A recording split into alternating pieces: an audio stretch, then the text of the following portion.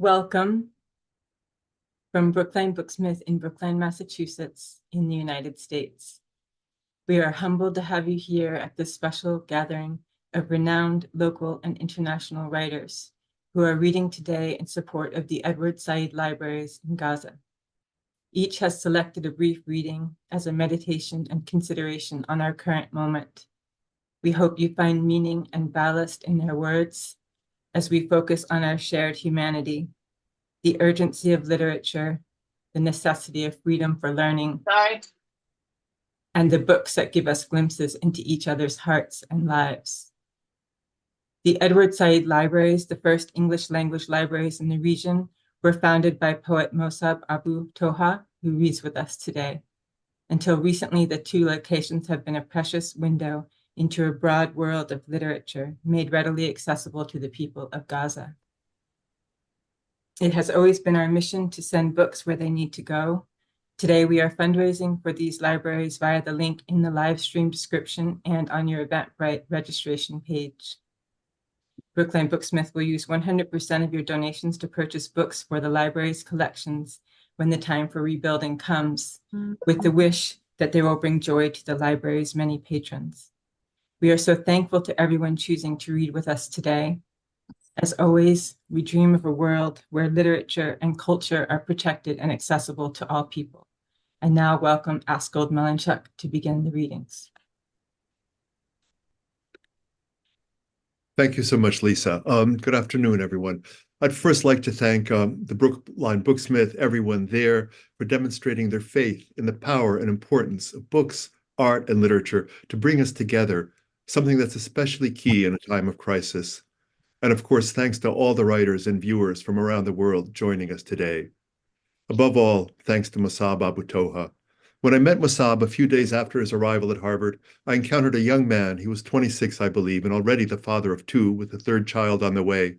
A young man remarkable in many ways. Not the least of these is the fact that, though he carries in his body, in his cheek and in his thigh, shrapnel from two earlier wars, he chooses to respond not by taking up arms, but by building a library to which he has already contributed his own award-winning book of poems. And so we are here to honor that choice, not through statements or rhetoric, but through an exchange of poems. The poem I'll be reading to you is The Season of Phantasmal Peace by Derek Walcott. Then all the nations of birds lifted together the huge net of the shadows of this earth in multitudinous dialects, twittering tongues, stitching and crossing it. They lifted up the shadows of long pines down trackless slopes, the shadows of glass-faced towers down evening streets, the shadow of a frail plant on a city sill, the net rising soundless as night, the birds' cries soundless, until there was no longer dusk or season, decline or weather, only this passage of phantasmal light that not the narrowest shadow dared to sever. Here's something really weird. And men could not see, looking up, what the wild geese drew, what the ospreys trailed behind them in silvery ropes that flashed in the icy sunlight. They could not hear battalions of starlings waging peaceful cries, bearing the net higher, covering this world like the vines of an orchard, or a mother drawing the trembling gauze over the trembling eyes of a child fluttering to sleep. It was the light that you will see at evening on the side of a hill in yellow October. And no one hearing knew what change had brought into the raven's cawing, the killdeer's screech, the ember-circling chuff, such an immense, soundless, and high concern for the fields and cities where the birds belong, except it was their seasonal passing, love, made seasonless, or from the high privilege of their birth, something brighter than pity for the wingless ones below them, who shared dark holes in windows and in houses. And higher they lifted the net with soundless voices, above all change, betrayals of falling suns.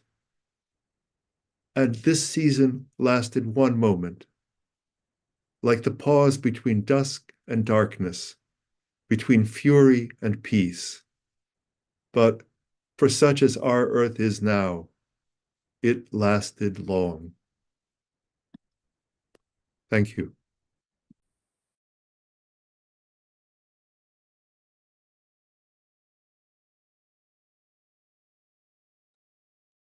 Hi, my name is Kaveh Akbar. I'm grateful to be here. I'm grateful to have gotten to be friends with Mosab for these years, and grateful for his steady stewardship. And it is excruciating to be in the position of having to constantly defend the incontrovertibility of humanity, the uncontestability of humanity. Once again, just it seems like it's a species old job for poets, but the gulf between my moral outrage and another person's mortal terror is profound and has to be leveraged into something. And so I'm grateful that we're all here to try to do some of that leveraging. I'm going to read a poem by the Palestinian poet Taha Muhammad Ali, and then cede the floor to my betters. This is called el-Hadi Fights a Superpower.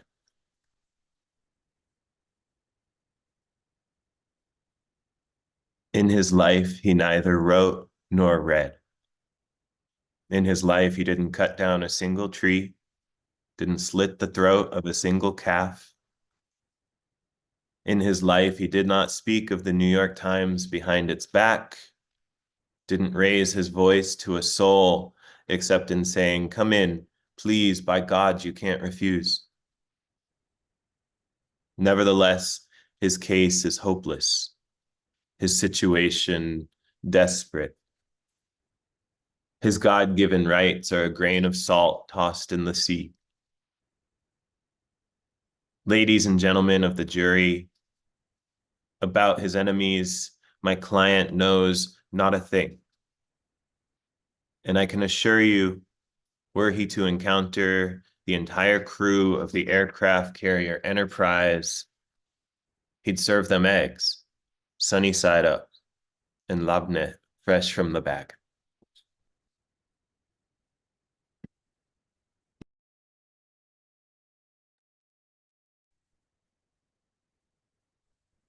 Hi there. My name is Rabih Alameddine. Thank you so much for having me. I'm going to read a poem, first the translation and then in Arabic from Samih al-Qasim, a Palestinian poet. Travel Tickets.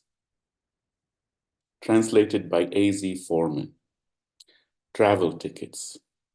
The day I'm killed, my killer, rifling through my pockets, will find travel tickets. One to peace, one to the fields and the rain, and one to the conscience of humankind. I beg you, my dear killer, don't ignore them. Don't waste such a thing, but take and use the tickets. Please, I beg you to go traveling. تذاكر سفر. وعندما أقتل في يوم من الأيام سيعثر القاتل في جيبي على تذاكر السفر. واحدة إلى السلام، واحدة إلى الحقول والمطر، واحدة إلى ضمائر الشعب. أرجوك ألا تهمل التذاكر يا قاتل العزيز. أرجوك أن تسافر. Thank you.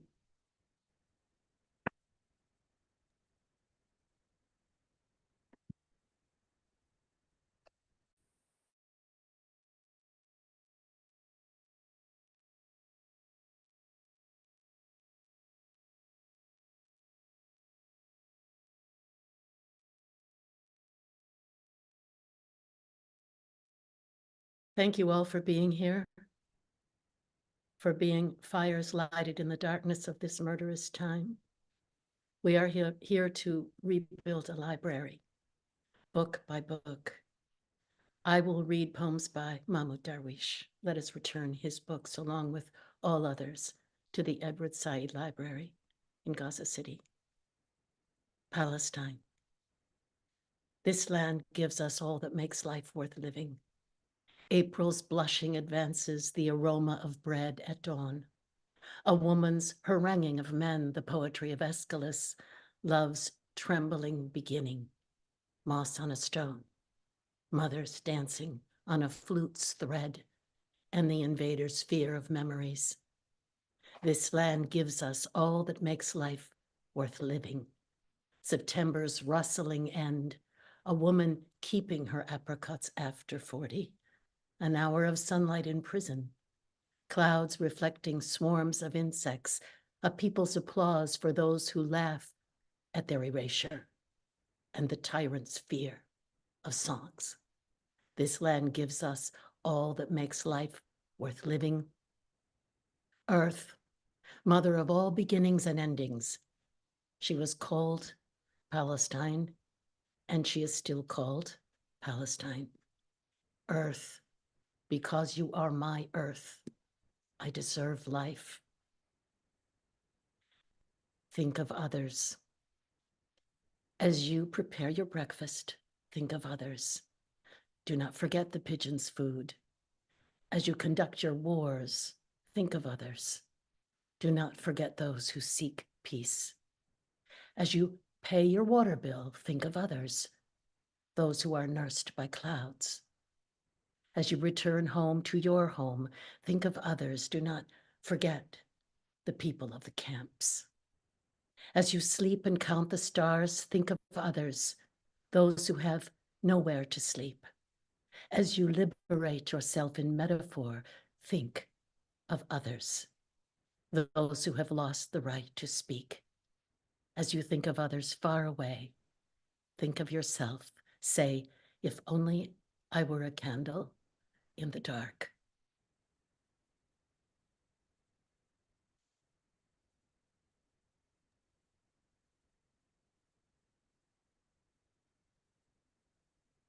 Thank you, everyone, for coming together here today. I'm reading 3 short poems by Nasser Rabah, poet still living in Gaza, that Mosab introduced me to 3 or 4 years ago. And the last weeks he has been describing apocalyptic scenes. These are translated by myself and Emna Zghal and Khaled Al-Hili. Prophet of the Lost Way. I'm the prophet who lost his prophecy. I put my book on the sidewalk and sat on it. Every day I dry the river of misdirection along the streets of town, and when I get back home, I hang it on the wall of certitude and dream of a dead country that smells like an old suitcase, of women made of stone who hurl their breasts at me like shoes, and of black roses that come out of my flute to light up my nightmares with sleeplessness. Die a little, O speech, so I can sleep and dream of the mute, walking like trees and chanting like wind. Die a little, O speech, so I can trade my tattered poems for vacant stares and light clouds to cast them like a feather into my heart. Die a little and give me my first kiss, a star to lean on and herd my pain with. I want the prophet that I was. I want the prophet I betrayed. This second poem was written sometime in November. They sneak away without turning the moon of longing off behind them, without shutting the door overlooking the dew of the steps they'd taken.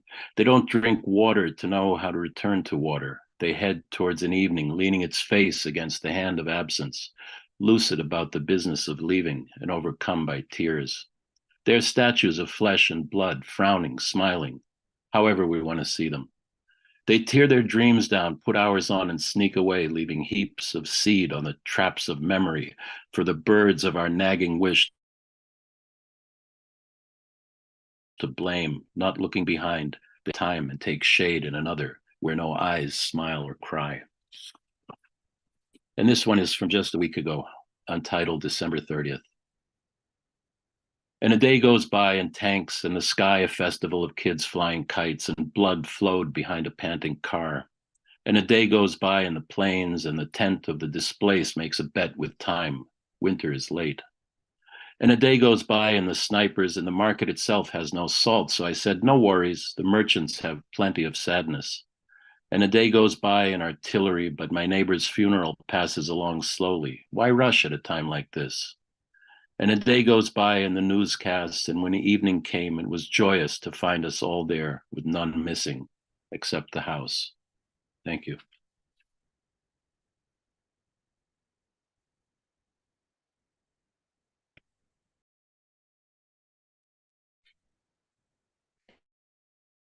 Here and for allowing me to be here as well. Thank you, Mosab. Thank you. This is called To the Machine.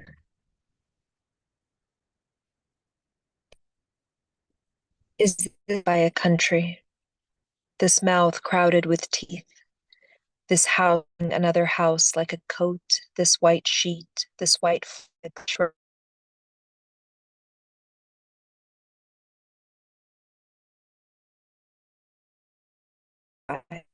Did you want me the children are dead? The children are dead. Marrow instead of skin, rubble instead of throat. Here's the news report. Here's my father all is an oak tree. Gaza, his accent, Gaza, his birth. Baba says, Ana dammi, Ana dammi, Ana dammi. Baba goes to Masr.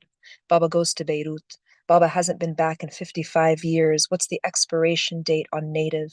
His blood, is that blood, is their blood, is my blood, is this what you meant by a tongue? All that pretty pink for nothing. Let me show you what a real mouth can do. Keep your moon, we have our own. Keep your army, we have our name. Keep your flag, we have fruit and in all the right colors. We have dam and roh and earth, oh Gaza, what red line? Gaza, what comrade, what silent, what dawn, whose bullet, whose billions, whose bulldozers? Is this what you meant by a prophecy?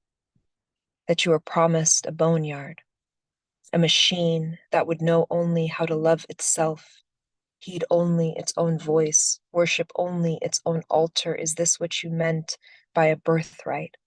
Cheer circle, wolf whistle, Sharpie hearts on the clean metal of missiles from us with love, from us with love. Tell me again about your love, your heaven, your beachfront view for sale, the soil you filled with blood and salt. What do you think will grow in what you've done?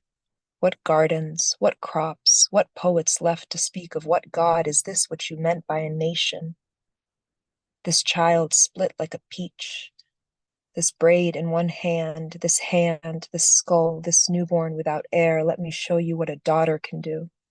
Let me show you 55 years in 7 cities. Let me show you a stone, a scarf, sugar and seawater, and a toddler drinks. Ay tarikh, ay dam, ana bint meen, ana bint wen.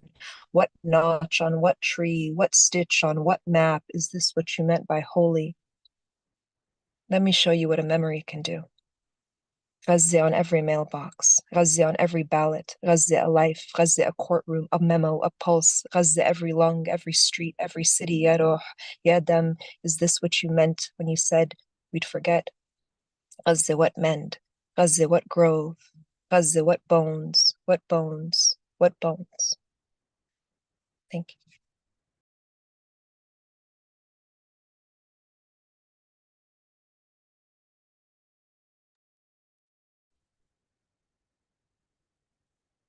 Hello, everyone. Thank you, Brookline Booksmith. Thank you, fellow poets. Mosab, thank you for your voice of witness over these past months.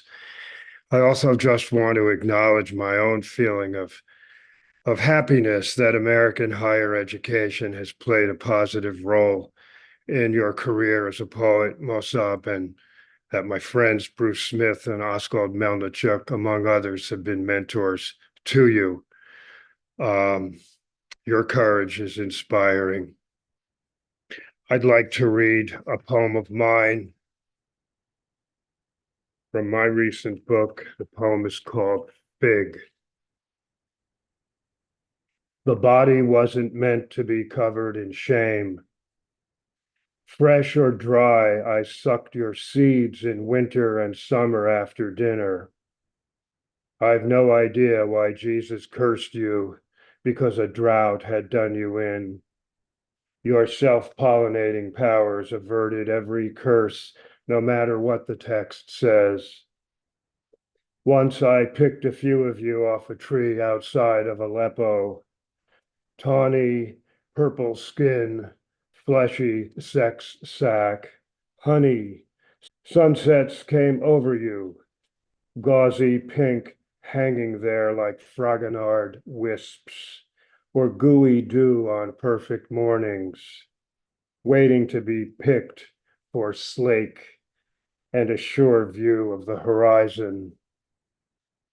Mission black, stuck to cellophane, Kalamata pulled off a hard string. I packed you in a knapsack for my trek into the Syrian desert, scouring for remains of the dead. Even though I did return, what I saw was your cursed absence.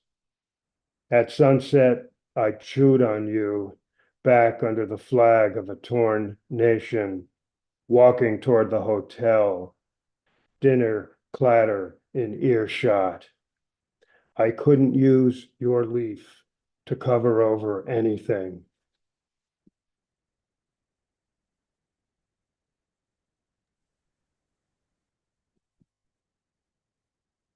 Good evening, good afternoon. My name is Fatima Bhutto, and I'm going to be reading I Grant You Refuge, a poem written by Hiba Abu Nada that was published by Protean magazine and translated by Huda Fakhreddin. For those of you who don't know, Hiba was a poet, a novelist, and an educator. She wrote this poem on October 10th, just almost 3 months ago. And she died 10 days later on October 20th. She was killed in her home in South Gaza by an Israeli raid. She was 32 years old. I grant you refuge in invocation and prayer. I bless the neighborhood and the minaret to guard them from the rocket, from the moment it is a general's command until it becomes a raid. I grant you and the little ones refuge, the little ones who change the rocket's course before it lands with their smiles. I grant you and the little ones refuge, the little ones now asleep like chicks in their nest. They don't walk in their sleep towards dreams. They know that death lurks outside the house. Their mother's tears are now doves, following them, trailing behind every coffin. I grant the father refuge, the little one's father, who holds the house upright when it tilts after the bombs. He implores the moment of death. Have mercy, spare me a little while. For their sake, I've learnt to love my life. Grant them a death as beautiful as they are. I grant you refuge from hurt and death, refuge in the glory of our siege, here in the belly of the whale. Our streets exalt God with every bomb. They pray for the mosques and the houses, and every time the bombing begins in the north, our supplications rise in the south. I grant you refuge from hurt and suffering. With words of sacred scripture, I shield the oranges from the sting of phosphorus and the shades of cloud from the smog. I grant you refuge in knowing that the dust will clear, and they who fell in love and died together will one day laugh. Thank you.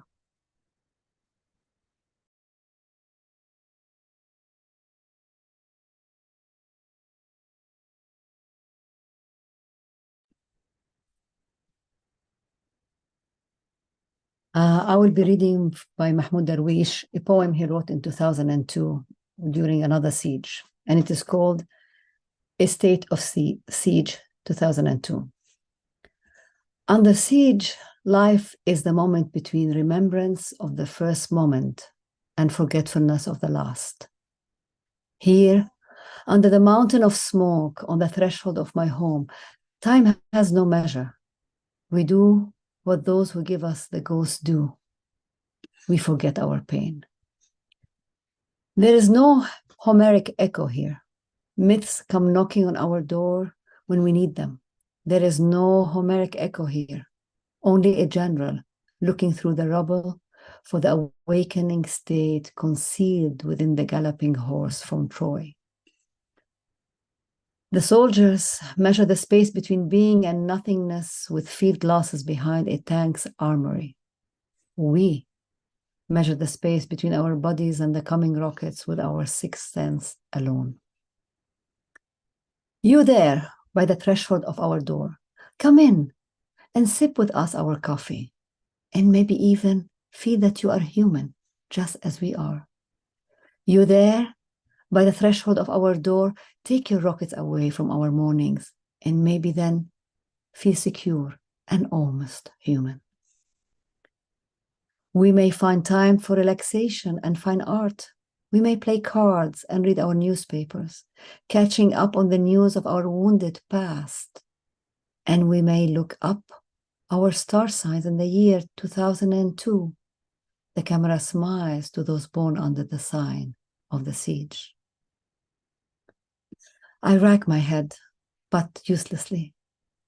What can someone like me think of there on the tip of the hillside for the past 3,000 years and in this passing moment? My thoughts slay me. My memory awakens me. When the helicopters disappear, the doves fly back, white, very white, marking the cheeks of the horizon with liberated wings. They revive their radiance and their ownership of the sky and of playfulness. Higher and higher they fly, the doves, very white. Oh, that the sky was real, a man passing between two bombs cried. A sparkling sky, a vision, a lightning, all very similar. Soon I will know if this is indeed a revelation, or my close friends will know that the poem had gone and yoked its poet. Tomorrow we will love life. When tomorrow comes, life will be something to adore, just as it is ordinary or tricky, gray or colorful, stripped of day of judgment and the purgatory.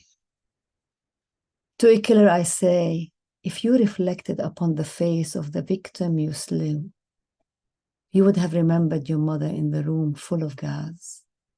You would have freed yourself of the bullet's wisdom and changed your mind. I will never find myself thus. To another killer I say, if you left the fetus 30 days in its mother's womb, things would have been different.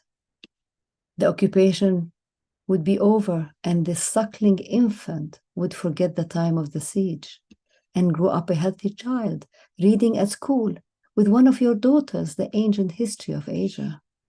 They might even fall in love and give birth to a daughter. She would be Jewish by birth. What then have you done now? What then have you done now? Your daughter is now a widow and your granddaughter an orphan. What have you done with your scattered family? And how have you slain 3 doves in one story? Thank you.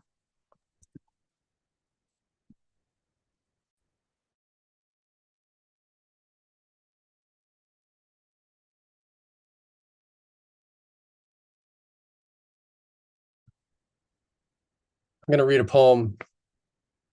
Hi, I'm Nick Flynn. I'm going to read a poem by William Blake from the 1790s from his apocalyptic prophecy, Vala, which is divided into 9 dreams. This is the excerpts from the second dream.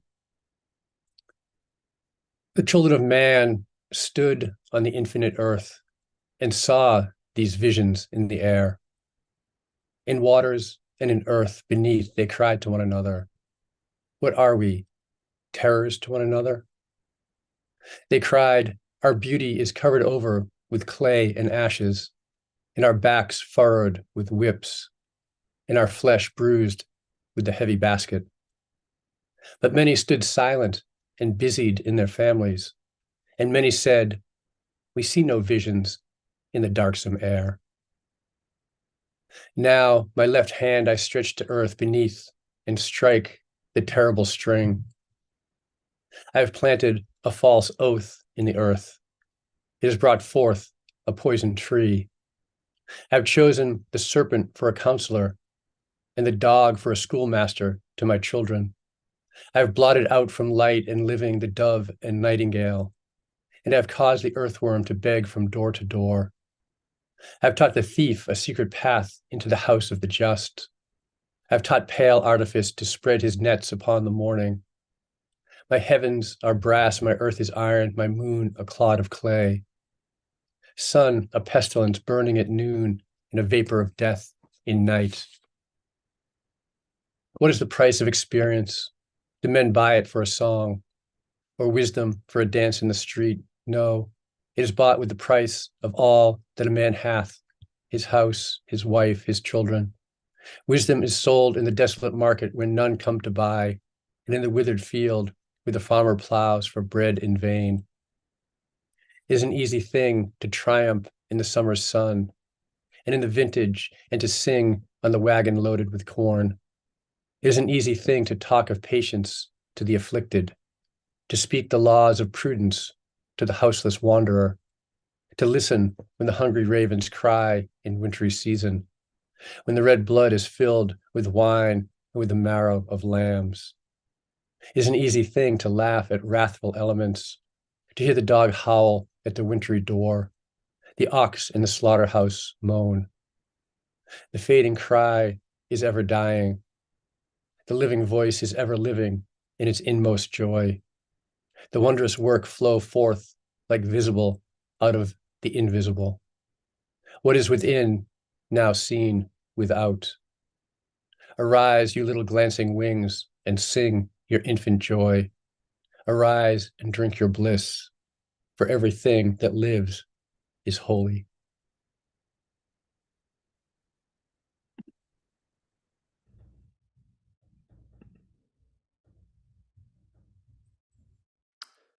Hi, my name is John Freeman. It's an honor to be here in support of the Edward Said Library in Gaza City, and in particular, its curator and wonderful, extraordinary poet, Mosab Abu Toha, who's going to be reading later tonight. I'm going to read a poem called The Three Cypress Trees by Marie Barghouti, translated by Radwa Ashur. Transparent and frail, like the slumber of woodcutters, serene, foreshadowing things to come. The morning drizzle does not conceal these cypresses on the slope. Their details belie their sameness. The radiance confirms it. I said, I wouldn't dare to keep looking at them. There is a beauty that takes away our daring. There are times when courage fades away. The clouds rolling above change the form of the cypresses. The birds flying towards other skies change the resonances of the cypresses. The tiled line behind them fixes the greenness of the cypresses, and there are trees whose only fruit is greenness. Yesterday, in my sudden cheerfulness, I saw their immortality. Today, in my sudden sorrow, I saw the axe.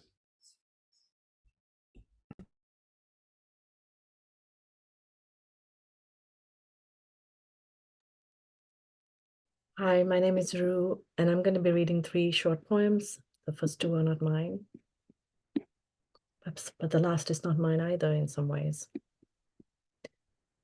This is 30 Against War from the Tao Te Ching by Lao Tzu, translated by Ursula K. Le Guin. Even the best weapon is an unhappy tool, hateful to living things. So the followers of the way stays away from it. Weapons are unhappy tools, not chosen by thoughtful people, to be used only when there is no choice, and with a calm, still mind, without enjoyment. To enjoy using weapons is to enjoy killing people, and to enjoy killing people is to lose your share in the common good. It is right that the murder of many people be mourned and lamented. It is right that a victor in war be received with funeral ceremonies. The Quiet World by Jeffrey McDaniel. In an effort to get people to look into each other's eyes more, and also to appease the mutes, the government has decided to allot each person exactly 167 words per day. When the phone rings, I put it to my ear without saying hello. In the restaurant, I point at chicken noodle soup. I am adjusting well to the new way. Late at night, I call my long-distance lover, proudly say, I only used 59 today. I saved the rest for you. When she doesn't respond, I know she's used up all her words. So I slowly whisper, I love you, 32 1/3 times. After that, we just sit on the line and listen to each other breathe. To-do list.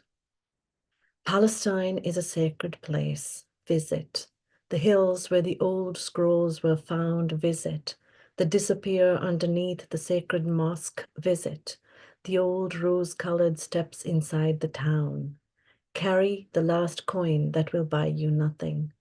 Take the last key for no door that can open. Go where the earth has buried your home. Sit beneath the tree planted over the cornerstone. Visit. Now, while you still can, speak in the language of memory, its diacritics dissolving into resolutions. Visit. Plant your feet, take root. In your widespread arms, hold the sky. Crush olives in your palms. Let the juice run pickled down your cheeks. Return the stolen water and let it reach Gaza, already salted. Bless the air escaping through your lips. Visit. Begin this world.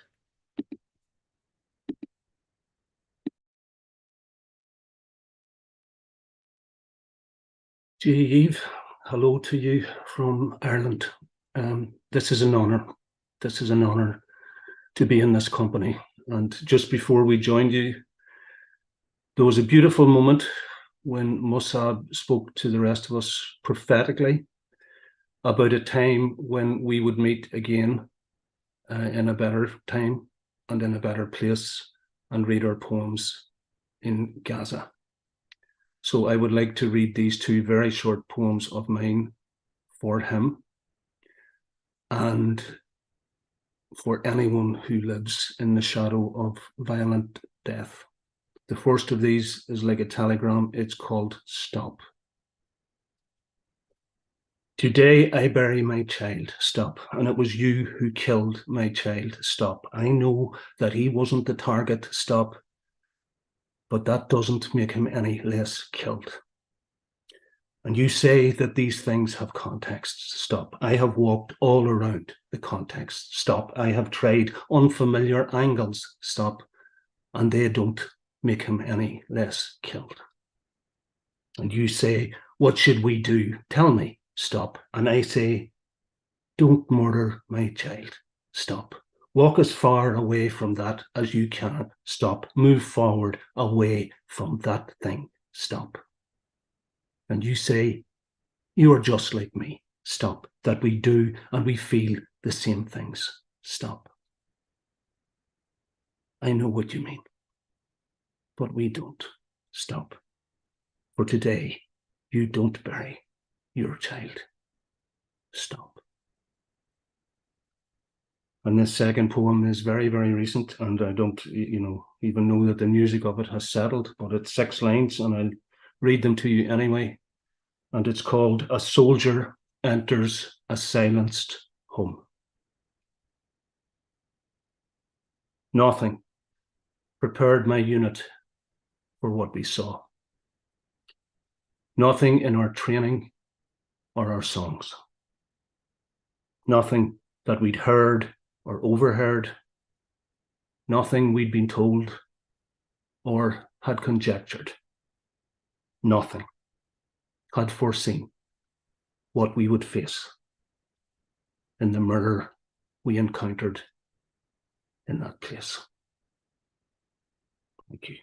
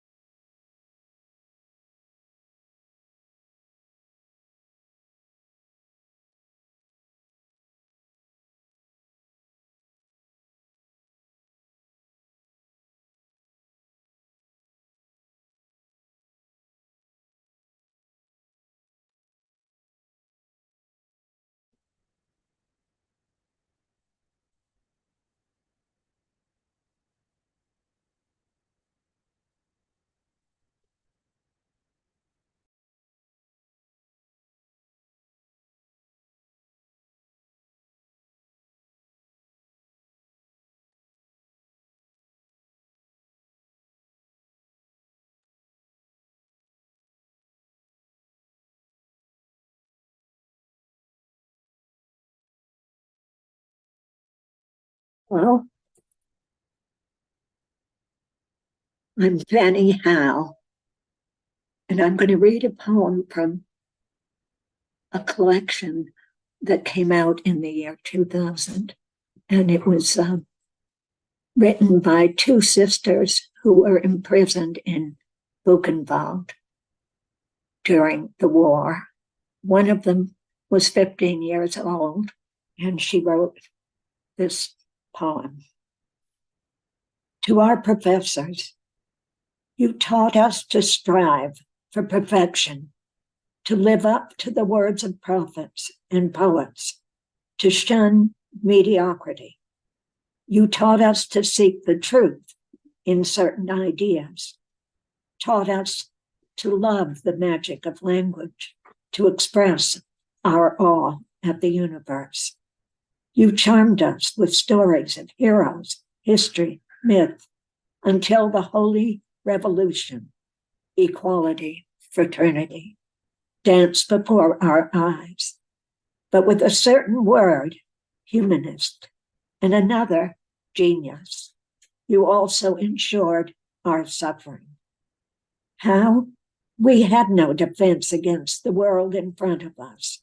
You should have taught us how to grab life by the throat, to slam it between the eyes until it staggered and fell, to shout so we were heard, to break down gates, and to get used to the sight of blood. Professors, didn't you ever learn that there is no place on earth for humanists? Why? Why did you plant this dream in us?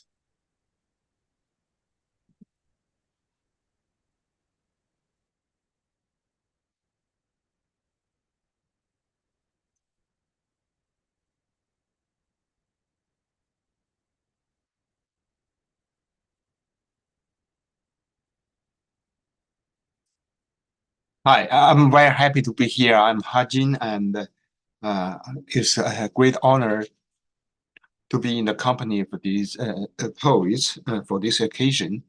And I'm going to read a poem by the 8th century poet, Du Fu.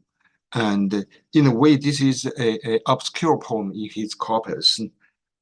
but I think it's the central piece, although it wasn't rarely selected in any anthologies as his representative work. This poem is called Broken Boat. In fact, the great poetry scholar Stephen Owen often talks about this poem in his books on the town poetry. And I translated this poem recently for a collection of poems on the human migrant experience. So I'm going to read this short poem to you. And Broken Boat. All my life, my heart is set on rivers and lakes. Long ago, I had a small boat. It was not only for roaming the blue streams, but also for paddling near my wattle gate. Then in panic, I fled the rebel forces. Now from far away, I keep thinking for my old home. My neighbors are all gone, and wild bamboos alone stand tall like before. No more can I wrap the side of my boat. It has been buried since last fall. I look up to watch winds flying west. Down here, I am ashamed of the water flowing east. Perhaps I can dig out my old boat, and a new one shouldn't be hard to come by. What grieves me is such constant flight that even in a play cottage, I cannot stay long. Thank you.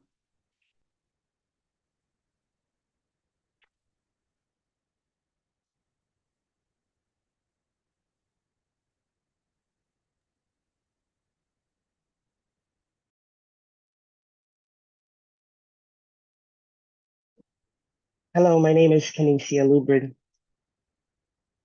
Thank you for your voices, for these poems, and this gathering around the library in Palestine. I will read a poem by Eskia Mfalele of South Africa.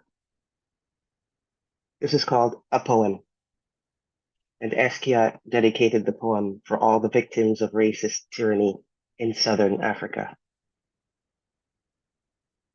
What is there that we can do or say will sustain them in those islands where the sun was made for janitors? What is there that we can say or do will tear the years out the hands of savages who man the island galleys, will bring them home and dry and mend them, bring them back to celebrate with us the song and dance and toil of living? What is it that we can do or say will send the plague among the bandits that watch and wait to wreck the freedom train? The hounds are breeding where our house is fallen. Ourselves, we roam the wilderness. Go tell them there across the seas. Go tell them that his mother's dead 6 years. Hounds are watching. Hounds are waiting. She told him not to write no more, no more. You who fell before the cannon or the sabered tooth, or lie on hallowed ground, oh, tell us what to say or do. So many routes have led to exile since your day, our elders. We've been here and back in many cycles, oh, so many. Cheap and easy answers have been chewed up, ready to pop like bubble gum, for exile is a ghetto of the mind. New terrain, different drummers, borrowed dreams, and there, behind us now, the hounds have diamond fangs and paws of steel. Perhaps we still can sing a better's day, a coming soon, so we don't break. In our deflated days, we want a center. No time for dirge or burial without corpses. Teach us, elders, how to wait and feel the center, tame the time like masters. Suspended self, like fireflies, must come to earthy center. Sing the blues, so pain will bleed and let the islands in. Thank you.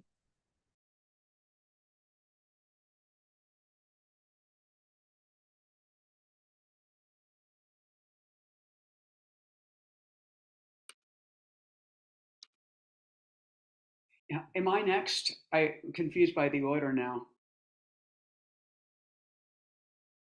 Can you guys hear me? You're good. My computer's doing something weird, so as long as it's all working. Hi, I'm Eileen Myles, and I'm very grateful to be part of this. And I'm sure I'm not the only person on this Zoom or watching this Zoom who's the same age as the Nakba, which always feels so entirely devastating to realize during my whole life this has been going on. And when someone who's in Palestine has the same situation, it's kind of overwhelming. I'm going to read a little excerpt from a longer poem. And the only thing I wanted to add too is that there was an amazing man whose name I didn't get, a Palestinian man who spoke in London about the real problem, the real responsibility for what's happening is the Western media. And I found myself thinking to what extent as a poet I'm complicit in that, and that I'm always Western media. And yet I think the inventory of a poem and the ways we see things and see how we're living and what's happening in Gaza is an inventory that hopefully pushes things a little bit away. This is called Them, and in parentheses it has Palestinian. So I'm just going to read a piece of it. They had beds and rooms, they had socks and babies, they had fire, they had a toilet, they had a book, they had school, they had mustaches and cunts and bellies, they had feet and toenails and arguments and friends, they had hot soup, they had hunger, laughter, pain, cell phones, they had kids, they missed each other, they came home. I'm not sure about this, but he was killed in his house with his family. I tie my shoes. Going to the gym through this horrific experience, I'm bringing my recyclables down. Contacting people, they try every few minutes to call people in Gaza. My toe hurts. I struck it against the edge of a chair in Tempe. Many medical journals write about genocide in Gaza and think, it's okay. I have nothing for the baby. I randomly sob. We're not seeing the support from the medical community. They ignore the calls. They don't say Israel. He has died. They don't say he has been killed. I can't find my headphones or the band for the clamshell. I make tea tossing cards into an imaginary future in which my handwriting and my political thoughts are considered. This is prose. War is prose. The coldness of my pastimes is poetry. My safety, the what has been torn away from my fellow, my neighbors, my friends, is Palestine, is poetry. Poetry is home and the loss of it being robbed from a child, or the children of the Nakba who 75 years later, an old man walking south, its rubble, home, streaming tears. Tears are home. Thank you.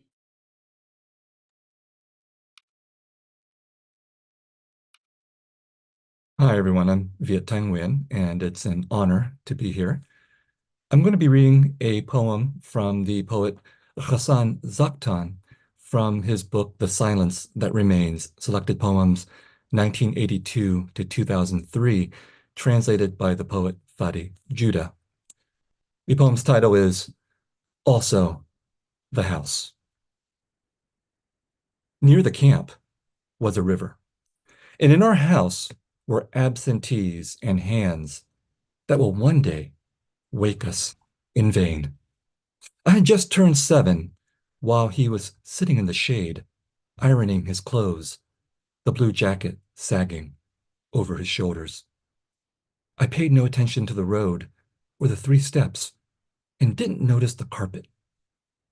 I don't remember who it was that said to me or to another, when you grow up, Poetry will become your house. The dust that eats the memories always distances those folks, yet their chairs appear from afar, from behind the hills and over the houses, to hang in an air of summer and home oak. Those shaded chairs that reach the heart on shoulders topped with 5 flowers. Which flowers are speech? Which flowers are silence? And I can't remember whether it was my uncle who stood at the door, whether we had palm and lotus trees in our house in Karama, whether my mother, who gave birth to me on the shelf, was folding our clothes behind our father's back so he could sleep. The watchdogs used to cry from the heat, and poetry, Hosseini of Jerusalem and Khidir the mystic were all in our house, as was my uncle who came from a pond within Hebron's walls. 20 years would pass before a photo could tell us we have grown older, and that's that. My father used to discompose his friends with his days, and women with a thread of seduction in his voice, as he would sprinkle chatter in their rivers while walking about here or there with a lilt. He'd let his days fall off him and let others gather them as he walked on gold that came only for him. And I can't remember. In our courtyard, there were home oaks, a fountain, a tiled floor by a huge door. We were confused and in a hurry. The closet that faced us in the second room had a mirror, the mirror we now seek. And my father was standing alone in the hall that led the stairs to the roof, thanking his days, or preparing for Wednesday's nap or Thursday's morning as he left. Among the things he'd leave, the water can full of water, while around his chairs our Saturday's rose. My father didn't want too much from life. A house, 5 boys who don't mess with his papers, which were already chaos, and 2 girls, so that braids could float all around the house. Thank you.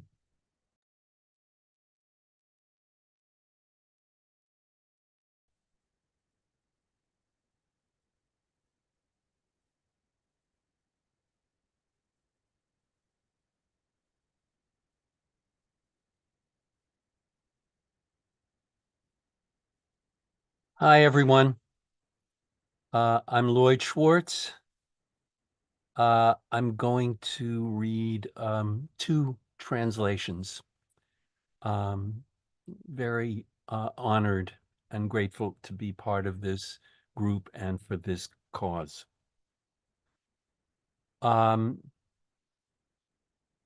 This is a poem by the Ukrainian poet Viktor Neborak, and it's called Fish. Cold-blooded things, living out their days in our bathtub. Their long, slippery bodies end in see-through tails. Their eyes bulge just as someday they'll bulge out from their chopped-off heads. They live on oxygen in the water, separated from my room by one thin wall, by another from the mist, dry leaves, street, buildings, cars I live with. Water and food, crucial, but light from either sun or socket may not be so crucial. Water and food, crucial, but knowing someday they're all going to die may not be crucial. Unaware as they are of their family connection to other long, slippery bodies. On it goes. Bodies quivering on the floor, sharp blows flattening their brains, their insides scooped out and dumped with their scales into the garbage. Then they're poached, or fried, their heads dropped into the soup. No fish is an island. This involves all of us. All of us. Processing plants drip with their cold blood. Some of us object in poems, paintings, documentary films. Still, they make good eating, even while the fish spirits are watching.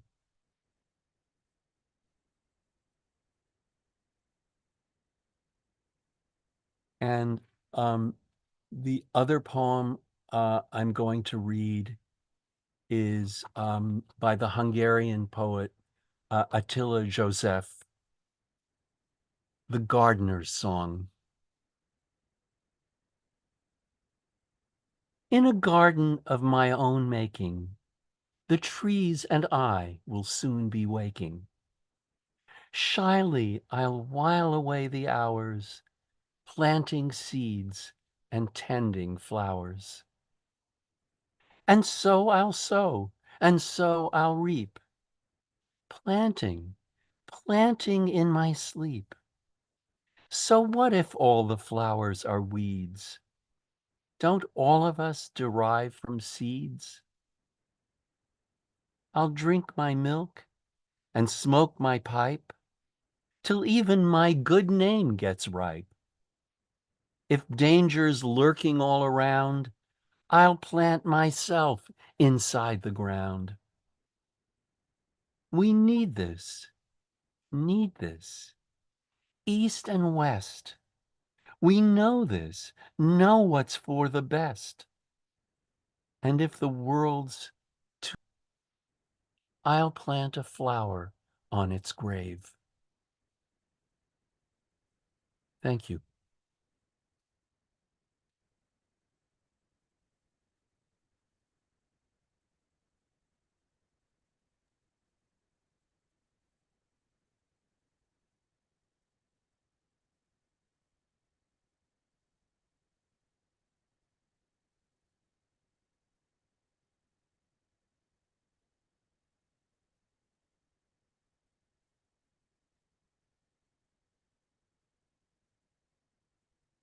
Hi, I'm Bruce Smith.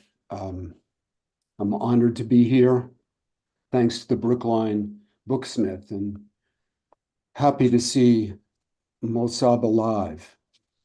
In honor of that, I'm reading one of his poems from his book, Shrapnel Looking for Laughter. The house has been bombed, everyone dead. The kids, the parents, the toys, the actors on TV, characters in novels, personas in poetry collections, the I, the he, and the she. No pronouns left, not even for the kids when they learn parts of speech next year. Shrapnel flies in the dark, looks for the family's peals of laughter, hiding behind piles of disfigured walls and bleeding picture frames. The radio no longer speaks. Its batteries have burnt, the antenna is broken. Even the broadcaster felt the pain when the radio was hit. Even we, hearing the bomb as it fell, threw ourselves to the ground, each of us counting the others around them. We are safe, but our hearts still ache.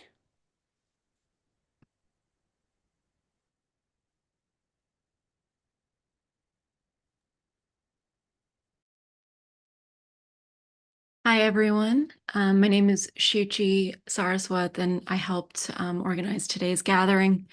I'm going to be offering a final reading before we pass the screen over to Mosab to say a few words. I'm going to be reading an excerpt from an essay by Audre Lorde. It was originally a paper delivered at the Modern Language Association's Lesbian and Literature panel in 1977. It's titled The Transformation of Silence into Language and Action and I will be reading the end of the essay.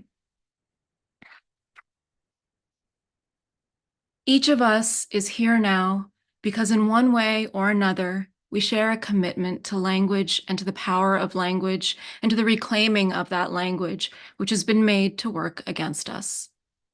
In the transformation of silence into language and action, it is vitally necessary for each one of us to establish or examine her function in that transformation and to recognize her role as vital within that transformation. For those of us who write, it is necessary to scrutinize not only the truth of what we speak, but the truth of that language by which we speak it. For others, it is to share and spread also those words that are meaningful to us. But primarily for us all, it is necessary to teach by living and speaking those truths which we believe and know beyond understanding. Because in this way alone, we can survive by taking part in a process of life that is creative and continuing, that is growth.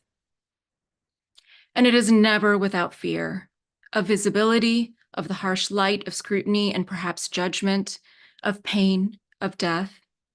But we have lived through all of those already in silence, except death.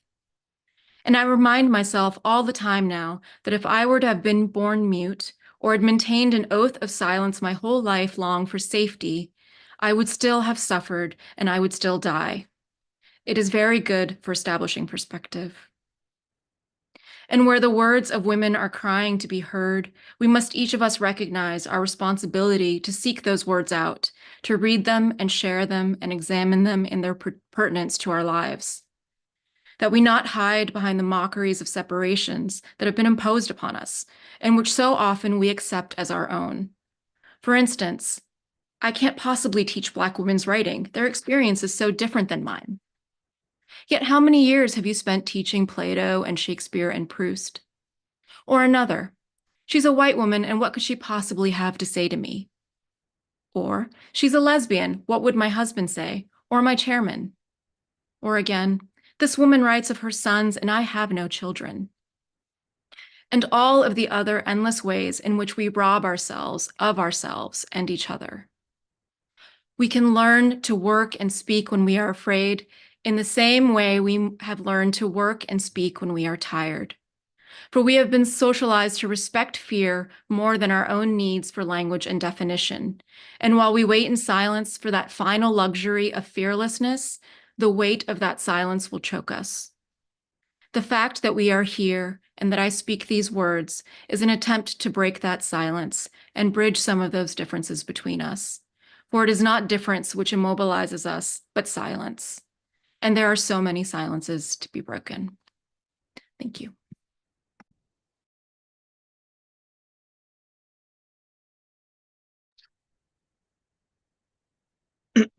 Hello, everyone.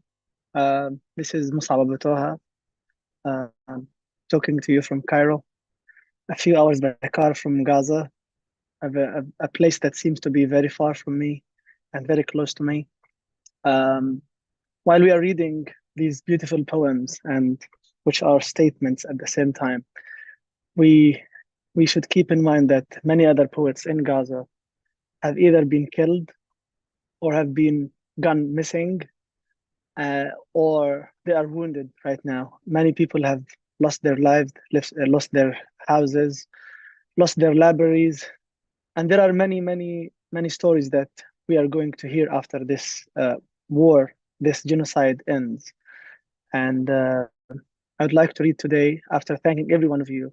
And I thought that while I was hearing the poems, everything, that if we could gather here to raise some funds for the Edward Said Public Library, I think in the future we can organize a bigger reading to rebuild Gaza if the world is not willing to support the people in Gaza and Palestine. I'm going to read two poems in English that I wrote, and we'll end with a third poem in Arabic to honor the language of the people in Gaza. What is home? What is home? It is the shade of trees on my way to school before they were uprooted. It is my grandparents' black and white wedding photo before the walls crumbled.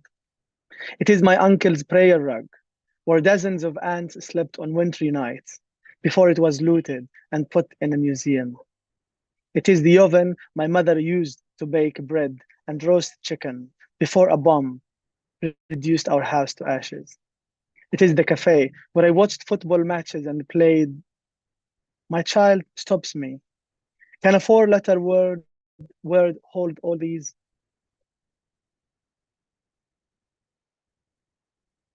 And the second poem is Younger Than War. Tanks roll through dust, through eggplant fields, beds unmade, lightning in the sky. Brother jumps to the window to watch warplanes flying through clouds of smoke after airstrikes. Warplanes that look like eagles searching for a tree branch to perch on, catch a breath.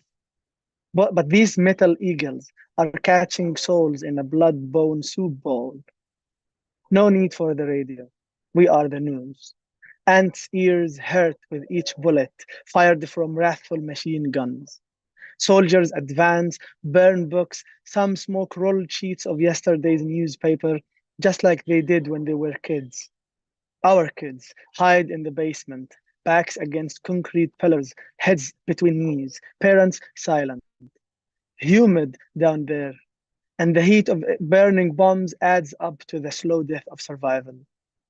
In September 2000, and after I had bought bread for dinner, I saw a helicopter firing a rocket into a tower as far from me as my frightful cries when I heard concrete and glass fall from high. Loaves of bread went stale.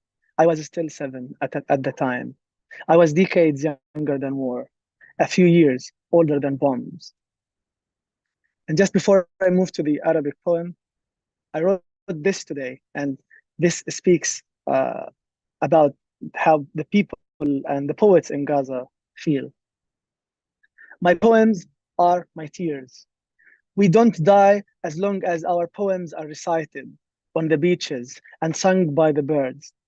We don't die because our breath is tied to every speck of dust of our destroyed houses. We don't die so long as there are witnesses, so long as there are clouds. And the last poem, which I wrote in Arabic, I'll just read the Arabic version so you hear the Arabic language before we finish this event. أحداث معلقة. لو كانت السنة أقل من 12 شهرا لعشت سنين أطول، لاحتفلت بأيام ميلاد أكثر وبرؤوس سنة مضاءة بفوانيس شارعنا القديم. لو كانت الحروف 29 حرفا لكانت شبابيك بيتنا أكثر، لزاد عدد كلمات قصائدي وقصصي، ولزاد عدد الكتب على رفوف مكتبي.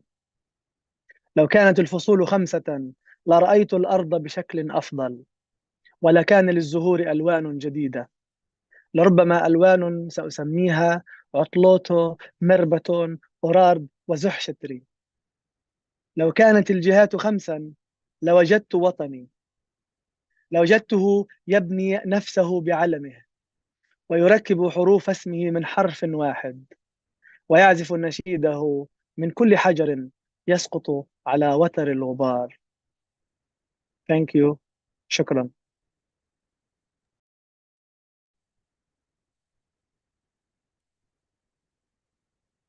Thank you so much, Mosab, and thank you again to all of today's readers. Thank you to the many writers in the world who create necessary things in times of struggle and pain. Thank you to everyone in the audience for joining with open minds and hearts today. Once more, we encourage you to donate toward the restocking of the Edward Said Library, and you can do so by visiting the live stream description. We appreciate your presence from all around the world. Please take care of yourselves and each other. Thank you so much.